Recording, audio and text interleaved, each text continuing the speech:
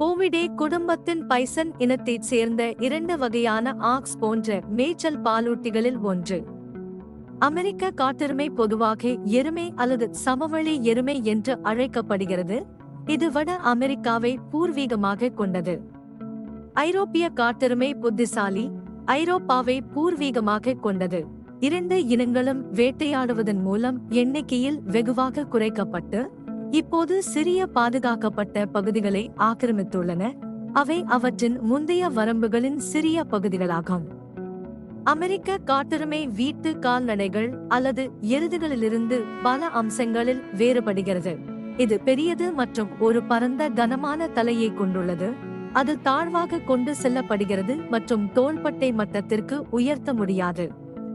காட்டெருமை தோள்களில் உச்சரிக்கப்படும் கூம்பு, கனமான முன்பகுதிகள் மற்றும் கால்நடைகளில் காணப்படும் 13 விலா எலும்புகளுக்கு பதிலாக 14 விலா எலும்புகளையும் கொண்டுள்ளது.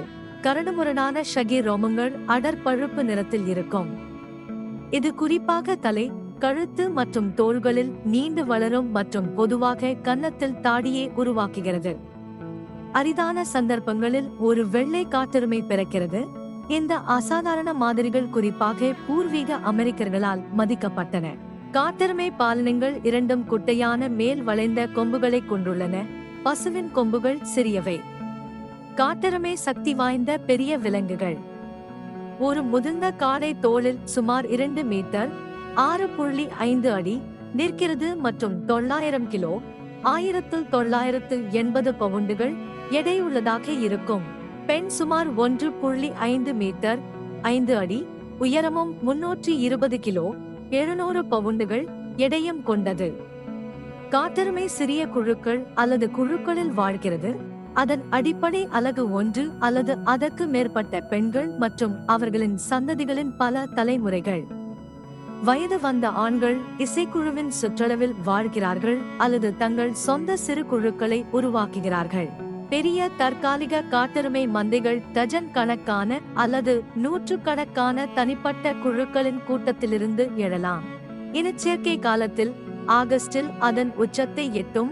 காளைகள் தங்கள் சமூக ஆதிக்கத்தை தீர்மானிக்க தலையில் முட்டுக்கட்டை போட்டியில் ஈடுபடுகின்றன.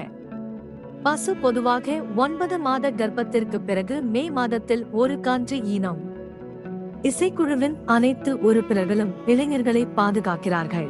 பைசன் போல் மற்றும் மூலிகைகளை விரும்புகிறது, ஆனால் அவை கிளைகள் மற்றும் இலைகளையும் சாப்பிடும். காட்டெருமை மந்தைகள் குறுகிய பருவகால இடம்பெயர்வுகளை மேற்கொள்கின்றன. குளிர்காலத்தில் சில 100 கிலோமீட்டர்கள் தெற்கு நோக்கி நகர்கின்றன. பின்னர் வெப்பமான வானிலை திரும்பும்போது வடக்கு நோக்கி நகர்கிறது. அவர்களின் வழக்கமான நடையானது துருத்திக்கொண்டு நடப்பதுதான், ஆனால் அவர்கள் ட்ரோட் செய்கிறார்கள், விரைப்பான கால்களுடன் கேண்டர் செய்கிறார்கள் அல்லது உருளும் இயக்கத்துடன் ஓடுகிறார்கள். அவற்றின் மொத்த எண்ணிக்கை இருந்த போதிலும் அவை சுறுசுறுப்பாகவும் வேகமாகவும் உள்ளன. அவை மணிக்கு 65 கிலோமீட்டர் 40 மைல் வேகத்தில் உள்ளன. காட்டெருமை கணிக்க முடியாத விலங்குகள். சில சமயங்களில் அவர்கள் எச்சரிக்கையை வெளிப்படுத்தாமல் நெருக்கமாக அணுகலாம், ஆனால் மற்ற நேரங்களில் அவர்கள் குறைந்தபட்சம் ஆத்திரமூட்டும் வகையில் முத்திரை குத்துகிறார்கள். 1,20,000 ஆண்டுகள் பழமையான புதைப்படிவத்தின் மைட்டோகாண்ட்ரியல் டிஎன்ஏ ஆய்வு கொலராடோவில் இருந்து நீண்ட கொம்புகள் கொண்ட காட்டெருமை மற்றும் 1,30,000 ஆண்டுகள் பழமையான புதைப்படிவம் 95,000 முதல் 1,35,000 ஆண்டுகளுக்கு முன்பு வட அமெரிக்காவின் முதல் காட்டெருமை ஆசியாவிலிருந்து பெரிங் லேண்ட் பாலத்தின் வழியாக இடம்பெயர்ந்து கண்டம் முழுவதும் வேகமாக பரவியது என்று யூகோனைச் சேர்ந்த ஸ்டெப்பி பைசன் பரிந்துரைத்தார். நீண்ட கொம்புகள் கொண்ட காட்டெருமை மற்றும் புல்வெளி காட்டெருமை இரண்டும் அழிந்துவிட்டன. சில அதிகாரிகள் அமெரிக்க காட்டெருமையின் 2 கிளையினங்களை வேறுபடுத்துகின்றனர்: சமவெளி காட்டெருமை மற்றும் மரக்காட்டெருமை அதாபாஸ்கே. இருப்பினும் அவற்றுக்கிடையேயான வேறுபாடுகள் சிறியவை. சமவெளி காட்டெருமைகள் முன்பு அமெரிக்காவின் பெரும்பாலான ராக்கி மலைகள் மற்றும் கனடாவின் கிரேட் பிளைன்ஸ் மாகாணங்களுக்கு கிழக்கே வசித்து வந்தன. போவிடே குடும்பத்தின் பைசன் இனத்தைச் சேர்ந்த 2 வகையான ஆக்ஸ் போன்ற மேய்ச்சல் பாலூட்டிகளில் ஒன்று. அமெரிக்க காட்டெருமை பொதுவாக எருமை அல்லது சமவெளி எருமை என்று அழைக்கப்படுகிறது. இது வட அமெரிக்காவை பூர்வீகமாக கொண்டது. ஐரோப்பிய காட்டெருமை புத்திசாலி, ஐரோப்பாவை பூர்வீகமாக கொண்டது. இரண்டு இனங்களும் வேட்டையாடுவதன் மூலம் எண்ணிக்கையில் வெகுவாக குறைக்கப்பட்டு இப்போது சிறிய பாதுகாக்கப்பட்ட பகுதிகளை ஆக்கிரமித்துள்ளன. அவை அவற்றின் முந்தைய வரம்புகளின் சிறிய பகுதிகளாகும். அமெரிக்க காட்டெருமை வீட்டு கால்நடைகள் அல்லது எருதுகளிலிருந்து பல அம்சங்களில் வேறுபடுகிறது. இது பெரியது மற்றும் ஒரு பரந்த கனமான தலையை கொண்டுள்ளது. அது தாழ்வாக கொண்டு செல்லப்படுகிறது மற்றும் தோள்பட்டை மட்டத்திற்கு உயர்த்த முடியாது. காட்டெருமை தோள்களில் உச்சரிக்கப்படும் கூம்பு, கனமான முன்பகுதிகள் மற்றும் கால்நடைகளில் காணப்படும் 13 விலா எலும்புகளுக்கு பதிலாக 14 விலா எலும்புகளையும் கொண்டுள்ளது. கரடுமுரடான ஷகி ரோமங்கள் அடர் பழுப்பு நிறத்தில் இருக்கும். இது குறிப்பாக தலை, கழுத்து மற்றும் தோள்களில் நீண்டு வளரும் மற்றும் பொதுவாக கன்னத்தில் தாடியை உருவாக்குகிறது. அரிதான சந்தர்ப்பங்களில் ஒரு வெள்ளை காட்டெருமை பிறக்கிறது. இந்த அசாதாரண மாதிரிகள் குறிப்பாக பூர்வீக அமெரிக்கர்களால் மதிக்கப்பட்டன. காட்டெருமை பாலனங்கள் இரண்டும் குட்டையான மேல் வளைந்த கொம்புகளை கொண்டுள்ளன. பசுவின் கொம்புகள் சிறியவை.